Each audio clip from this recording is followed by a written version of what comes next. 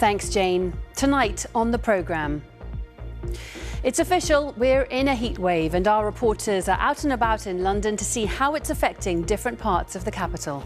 With temperatures expected to rise over the weekend, I'm here in Regent's Park, learning how artificial intelligence is being used to help keep us safer in the sun. If you thought it was hot above ground, spare a thought for those using the tube. I'll be telling you which line is the hottest.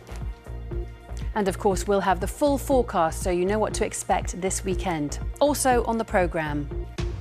Smoking fields in Rainham. We speak to the residents who've taken their campaign to the High Court. And dreaming of gold, we hear from the players of London Pulse as they prepare for their semi-final match tonight in the Netball Super League.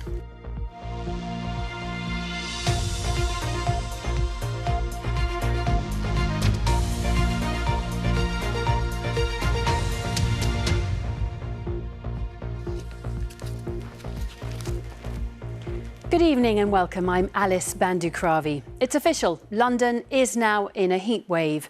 That means we have had 3 consecutive days at more than 28 degrees Celsius. Yesterday was the hottest day of the year so far at 32.2, and we're likely to beat that tomorrow with temperatures expected to hit 33 degrees Celsius. An amber heat health alert is in place, which means we're all potentially at risk from the effects of the heat. So the message is to take particular care. Matt Graveling reports on how AI is being used to help us understand the effects of the heat. Whenever the mercury rises, many of us flock to the water's edge. Londoners keeping cool as another heatwave comes to the capital. But as ever, it comes with a warning to stay safe in the sun. Emma Wedgeworth is a consultant dermatologist. I mean, the UV index today is high, and we know that that's when so much of the damage can happen to the skin. Rates of skin cancer are increasing, we're living longer, so our skin has to last us longer, and we're seeing temperatures that we wouldn't have seen 20 years ago. So we definitely need to put skin health first and foremost when we're thinking about that. But alongside the gradual rise in the temperature is an advancement of technology, with artificial intelligence being used to shine a light on safety.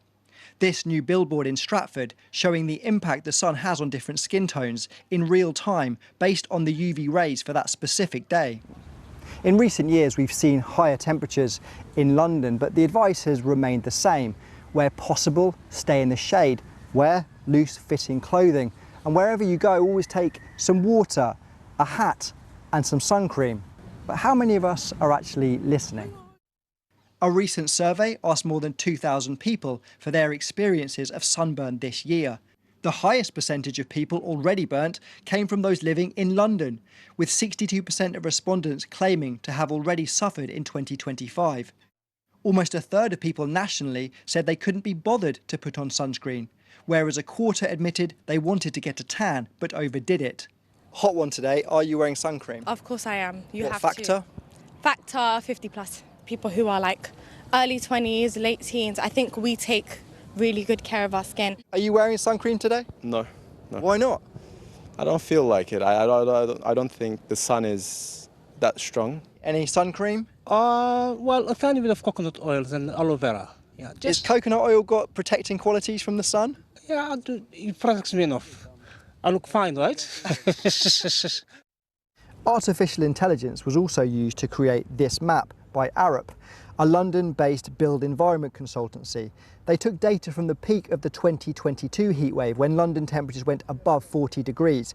When plotted alongside information on population density, green spaces and built-up areas, it shows that here in Regent's Park was the coolest place to be, whereas the Kilburn area, just 2 miles away, was the hottest, and that these areas will see the same highs and lows for all heat waves.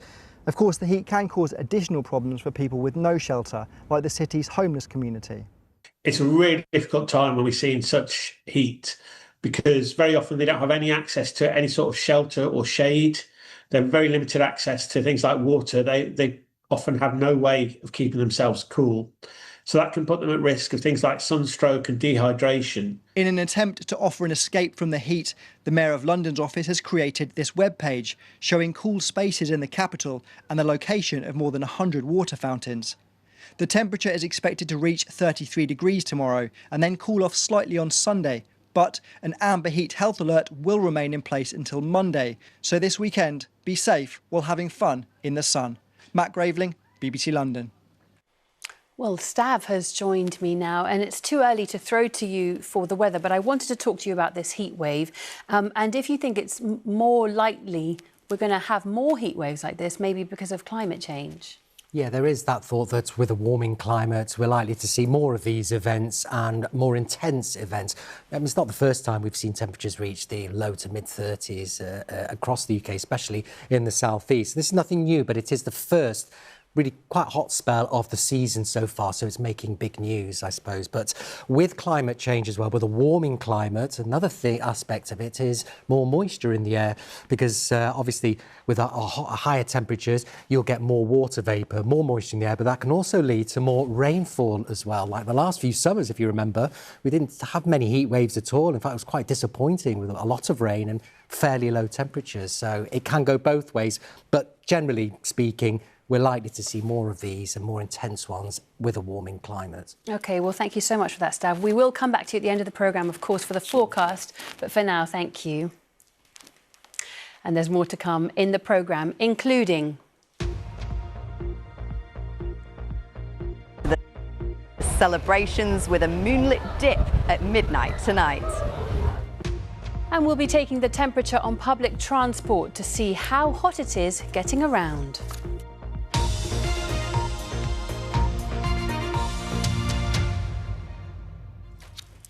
Now to the fields of Rainham, which have been smoking with heat and flames for several years. A group of residents have hailed a victory after taking Havering Council to court over the landfill site in Rainham. The council will now need to reassess its decision not to call a perennially burning rubbish dump contaminated. The former dump has caught fire more than 100 times since 2019, sending acrid smoke billowing into people's homes. Wendy Horrell has the story.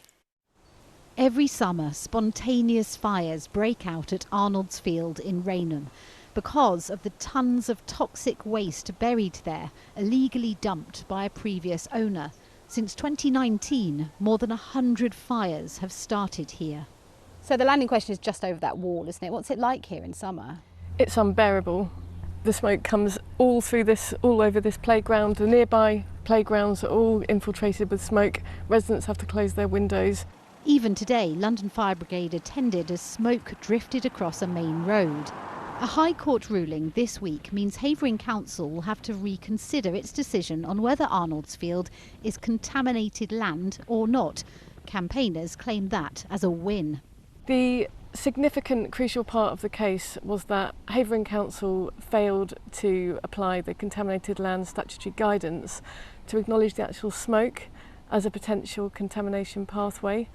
So the reason that's crucial is that if we have inert landfill, that's one thing, but when it's on fire, the smoke could potentially, present a significant risk to human health.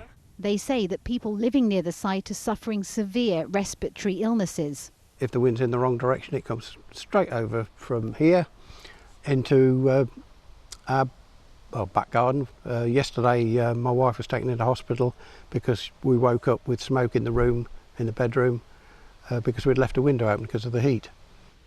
Now that's not on, so they've got to be stopped. There's only two people that can do it. That's the landowner and the council, and they need to be getting together and coming up with an action plan.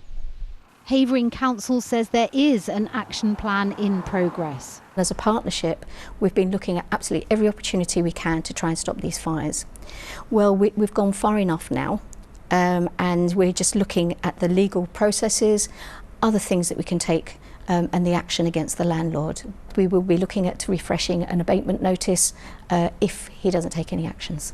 The owner has previously said he wants to improve the site for the local community and develop part of it for his business. All parties want the smoke to stop, but how and at what cost? Questions yet to be answered. Wendy Horrell, BBC London.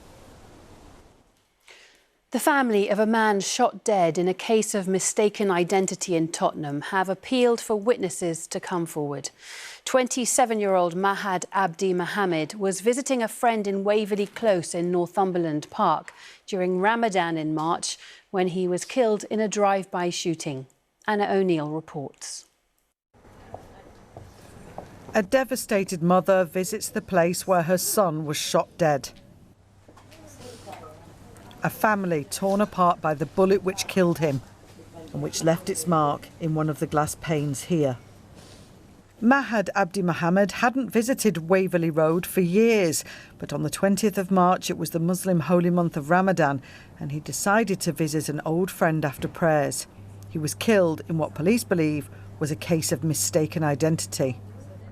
The shooting was captured on CCTV. So the silver Mitsubishi has driven in from the main road, it's turned left, it's driven along round Waverley, and this is where the shooter has got out of the car. Then they have fired the shots towards this address, which is sadly where Mahad was killed.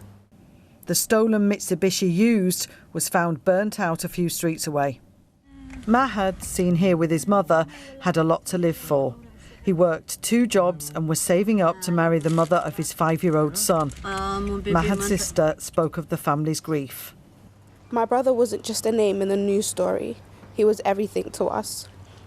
He was taken away from us through gun violence. A bullet didn't just take its life. It tore through our family, through our hearts, and it's truly shocking. It's devastating and it's so senseless because this type of violence should never be normal. It should never be something a family ever has to expect, prepare for, or live with. My life, 7 child. Mahad's mother Zahra spoke in Somali of her generous, hard-working son, who she described as her life. Alhamdulillah. Police have made a number of arrests, but are still appealing for witnesses to come forward. We need to be able to gather evidence to be able to place this case before the Crown Prosecution Service and before the courts. We know that this was a pre-planned shooting, and I believe that people will know who is responsible, or they will have some concerns or suspicions, and I'm appealing now for people to come forward with those suspicions. Mahad's sister is heavily pregnant with her own son, who will now never meet his uncle. She had this message for the community. To stay silent is to be complicit. To stay silent is to let a grieving mother suffer in confusion. To stay silent is to let a little boy growing up not knowing what happened to his father. So if you know something and you haven't come forward, please think about that. Anna O'Neill, BBC London. Let's take a look at some of the other stories around today. A man has been shot dead in South London. The shooting happened yesterday evening on Imperial Way in Croydon. The victim, who was in his 40s, died at the scene whilst being treated by paramedics. Police are appealing for witnesses. The MP for Lewisham North, Vicky Foxcroft, has resigned from the government over proposed cuts to disability benefits. Ms Foxcroft told the Prime Minister she understands the need to address the ever-increasing welfare bill, but says cuts to personal independence payments and universal credit shouldn't be part of the solution. And Southwark Council says it's made the difficult decision to close 2 primary schools due to a falling birth rate and more families leaving the area. Charlotte Sharman and St Mary Magdalene primaries will be the 7th and 8th schools in the borough to shut in the past 3 years. Now, if you're a regular commuter, you might have noticed that the high temperatures over the last week have sometimes made it uncomfortable to travel in and around the capital. Experiences can obviously differ depending on which mode of transport you choose, and it can also differ depending on which route you take, as Harry Lowe explains. It might seem unscientific to take a thermometer on the London Underground, but the reason we picked Oxford Circus is that it's got the 3 hottest tube lines according to Transport for London data. It's warmer below, even more so during a heatwave. The Victoria line is officially the hottest of all the lines on the London Underground, and it's currently nearly 33 degrees on the platform. Let's board a train and see if it's any hotter on there. The official advice is to carry water. and look out for each other while travelling. Even on a relatively quiet train outside of rush hour, it's still nearly 33 degrees on board.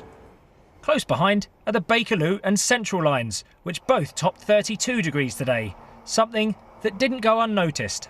It is hot as hell. Yes, it's really hot. It's quite stifling. It was very hot, not gonna lie, but it was fine. It is really hot. Yesterday I took the train instead of the tube because I didn't want to go in there. They need to do something about it. The Tube Drivers Union agrees. Climate change is real. It's not going away. Extreme weather events are going to get more common, and we need to prepare by investing, including investing in facilities for people. Although 40% of trains, like the Elizabeth line, are air-conditioned, transport bosses say they're using industrial fans and ventilation shafts to cool older lines. TfL has a comprehensive hot weather plan. This time of year it's not unusual, obviously, to get spikes in temperatures. We look after our infrastructure, we look after the exposed areas outside, and we're also looking after customers. It's even warmer on the buses, and although newer TfL services have air cooling, it was all too much for this double-decker. It's hot too on London's national rail services, many of which are older trains which don't have air conditioning. It's touching nearly 32 degrees on this southeastern service.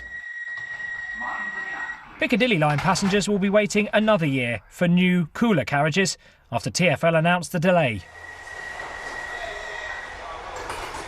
Until then, there's still traditional ways to stay cool if you're not a fan of the heat. Harry Lowe, BBC London.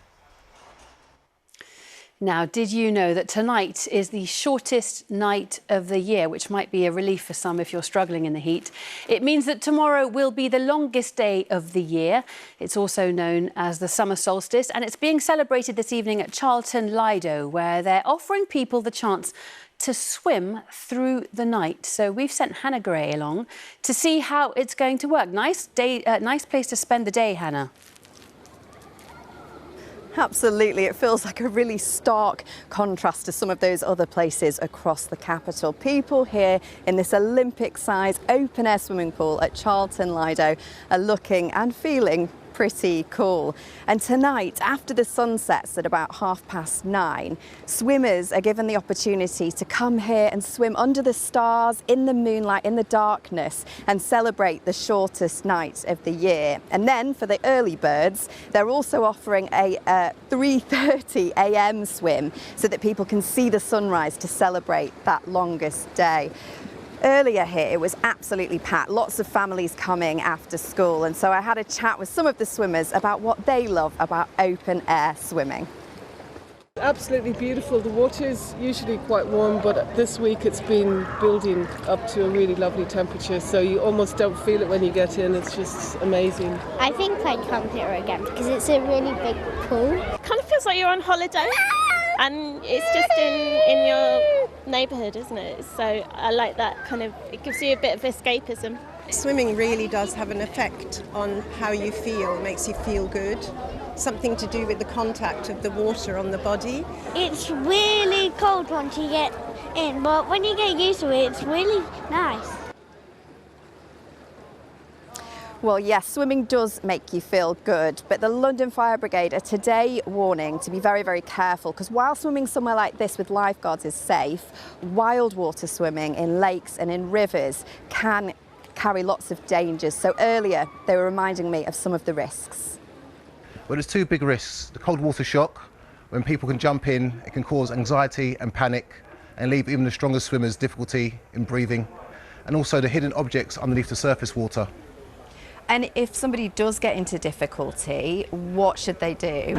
Well, if you find yourself in trouble in one of these lakes, the best thing to do is follow the R and the Li's float to live advice.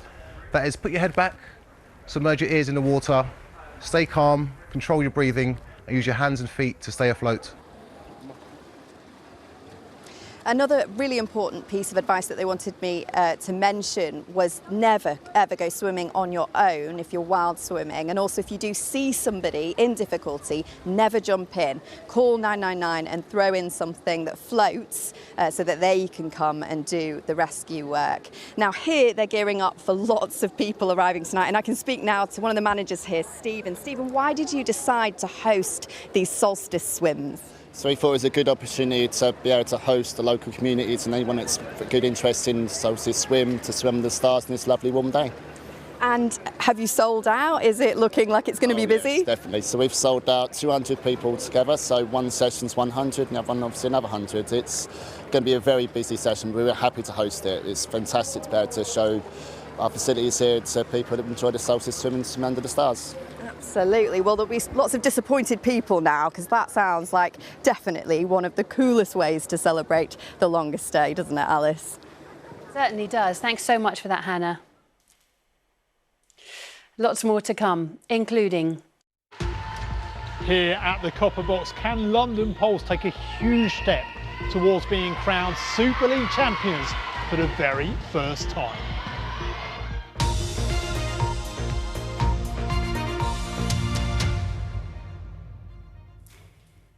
The festival season is underway, and today the Metropolitan Police have said they'll be patrolling music festivals and concerts this summer as the force tries to tackle violence against women and girls.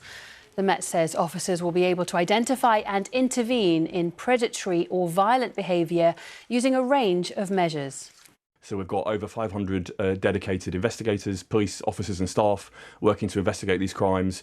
We're using live facial recognition across the capital to spot violent offenders and bring them to justice. The reason we're focusing on concerts is just because it's such a busy summer, with over double the number of concerts compared to the year before. And we know how important it is in particular that when women and girls go out and are in public spaces, they are safe and are able to feel safe. And for more on that story, head to the BBC website, bbc.co.uk/London there.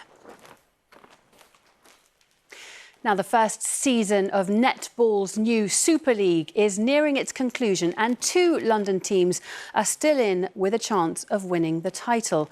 One of them is London Pulse, who are 2 victories away from being crowned English champions for the first time in their history. Tonight, they're in semi-final action at the Copper Box. Our sports reporter Chris Slegg is there. The London Pulse youth team in action ahead of the main event, and what a main event it promises to be. London Pulse against Loughborough Lightning, the reigning Netball Super League champions, and the winners go straight through to the grand final at the O2 Arena on the 6th of July. Here's what Darcy Everett, their defender, and head coach Sam Bird have had to say in the run-up to the match. Sam, we've got 2 great teams head-to-head tonight. What can we expect? Loads of fire, loads of competition, some great shooting, some great intercepts, and just a lot of really top-class netball.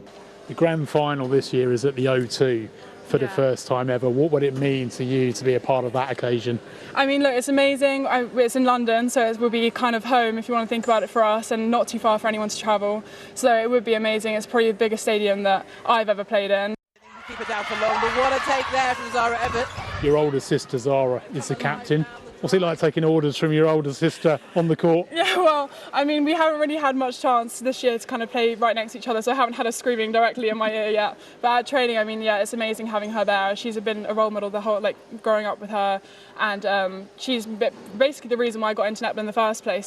The last 2 seasons, they've got the better of London Pulse, beating you in 1 final and 1 semi-final. But do you feel like you can turn the tables tonight? Yeah, for sure. I mean, look, even when you told me that now, it makes me a bit angry. So I'm sure all the girls have that fire in their belly today, and you know, like, we use that sort of thing as confidence. We've topped the league this year, and we are on a run of good form again, and I think the girls have finally sort of turned a corner from maybe being too nervous on these occasions to really relishing it, and I think they are really excited to get out here and do a job.